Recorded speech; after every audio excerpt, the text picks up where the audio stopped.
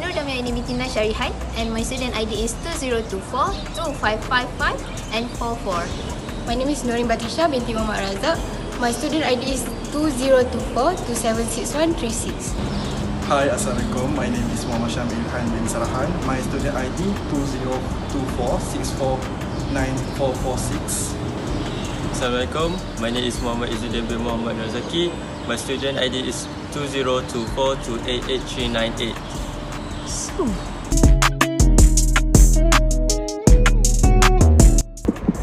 What is compound interest? Compound interest is an interest that applies not only to the initial principal of an investment or a loan, but also to the accumulated interest from previous periods. In other words, compound interest involves earning or owing interest on your interest. The problem statement. Farouk works as a mathematics teacher at Sekolah Kebangsaan Kinta Utara.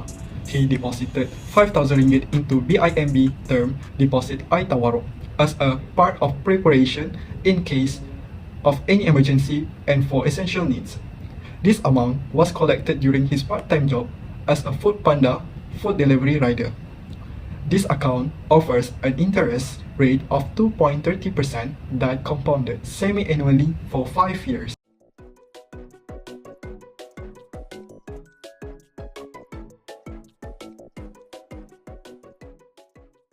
Objective 1. To determine the accumulated amount at the end of the saving period S. Now, we transfer all the value that we obtained from the statement into the formula to find the S. We use the formula S equals P in bracket 1 plus I to the power with N, and we will get the value of S.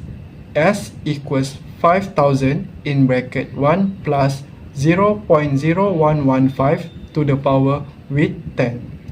And the answer for S equals 5,605 ringgit 69 cent. To calculate the amount of interest received by Farouk, and now we transfer into the formula to find I equals to S minus P. And we will get the value of I equals 5,605.69 minus 5,000. And we will get the answer for I equals to 605 ringgit 69 cent. Objective number 3. To calculate the accumulated amount if Farouk added RM 1,500 in the saving account after 2 years during initial deposit. P1 equals RM 5,000, P2 equals RM 1,500, T1 equals 2 years, T2 equals 3 years, K equals 2.3% equivalent to 0.023, M equals to 2, I equals to K over M equals 0.023 over 2 equals 0.0115, and 1 equals M times T1 equals 2 times 2 equals 4, and 2 equals M times T2 equals 2 times 3 equals 6. Continue objective number 3. S1 equals P1 times 1 plus I to the power of N1. S1 equals 5,000 times 1 plus 0.0115 to the power of 4. S1 equals RM 5,234. P new equals 5,234 plus 1,500. P new RM 6,734. S equals P new times 1 plus I to the power of N2. S equals 6,732 times 1 plus 0.0115 to the power of 6. S equals RM 7,201 2,201 and 21 cent. Objective number 4. To calculate the accumulated amount if there is a change of 2.5% interest rate compounded monthly after 3 years during the saving period for 5 years.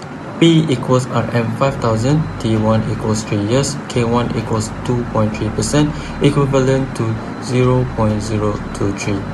M1 equals 2, I1 equals K1 over M1 equals 0.023 over 2 equals 0.115. N1 equals M1 times 1 equals 2 times 3 equals 6. T2 equals 2 years, K2 equals 2.5% equivalent to 0.025, M2 equals 12, I2 equals K2 over M2 equals 0.025 equals 12 equals 1 over 480. N2 equals M2 times T2 equals 12 times 2 equals 24. Continue objective number 4. S1 times P times 1 plus I1 to the power of N1. S1 equals 5000 times 1 plus 0.0115 to the power of 6. S1 equals 5355.07. S equals S1 times 1 plus I2 to the power of N2. S equals 5355.07 times 1 plus 1 over 480 to the power of 24. S equals Rm 5629.33 cents. What is annuity? An annuity is a contract between a buyer and an insurance company that provides the buyer a regular series of payments in return for a lump sum payment. For example, annuity can be divided into many cases such as regular deposits to a saving account, monthly shop rentals, monthly insurance payments, and many more. So, moving on to the problem statement. Hari wants to start a business. He decides to buy a shop lot in Cheras KL. The lot would cost him 700,000 ringgit Malaysia. He pays 20% as a down payment and the balance will be settled through a loan with Property Financing I Tawarruk by the Home Financing I from Bank Islam, which charges 3.80% compounded monthly. Hari would settle the amount of the loan through monthly payment for 10 years. Our first objective is to determine the amount of monthly payment. Next, to calculate the total interest incurred by Harith. Objective 3 is to calculate the total outstanding balance if Harith wants to settle the loan immediately after 90th payment. Our last objective is to determine the outstanding arrears if Harith missed 3 consecutive monthly payments. So, we have cost price equals to Rm 700,000 ringgit and down payment DP equals to 20% multiplied with CP equals to Rm 140,000 ringgit.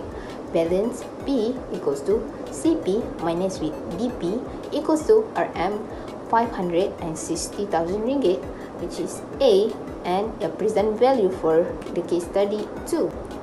Then we have K 3.8%, which equivalent to 0.038, and M, which is equals to 12, and T for 10 years.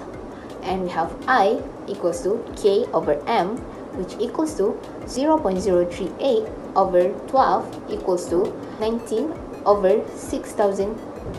Then we have N, which equals to MT equals to 12 multiplied with 10 equals to 120. So we have the formula A equals to R multiplied with in bracket 1 minus in bracket 1 plus I to the power of negative N over I. Then we have the formula R equals to A multiplied with I over in bracket 1 minus in bracket 1 plus I to the power of negative N. Then we will get the total, which is Rm 5,616 ringgit and 65 cents. Moving on to the objective 2 to calculate the total interest incurred by Hari. So we have the formula I equals to R multiplied with N minus with A. Then replace the numbers in and we have I equals to Rm 113,000 ringgit 998. Objective 3, to calculate the total outstanding balance if Harith wants to settle the loan immediately after the 90th payment. Advance payment, total amount to be settled, A.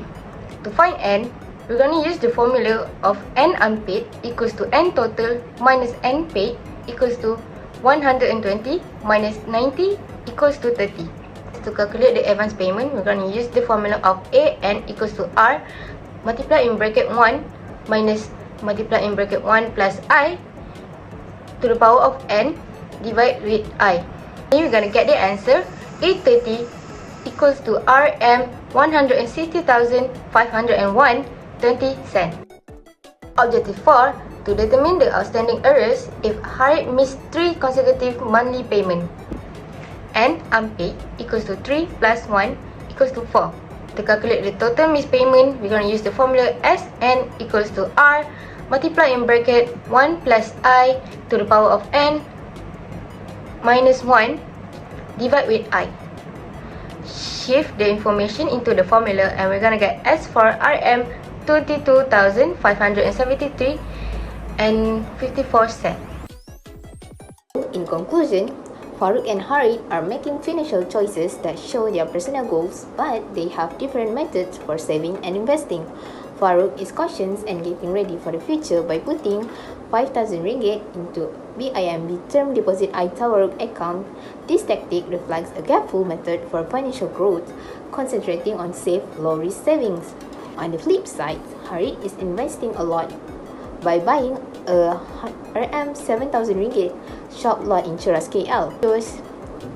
This choice shows a long-term effort for business growth and expansion, though it carries more financial risk, especially because of the property market and the long loan period. In brief, Farouk's strategy is risk-averse, focusing on emergency savings and steady growth, while Harith is taking on a more financial responsibility to kickstart his business, balancing risk and opportunity for financial gain. Both strategies are reasonable and suited to their individual needs and life goals.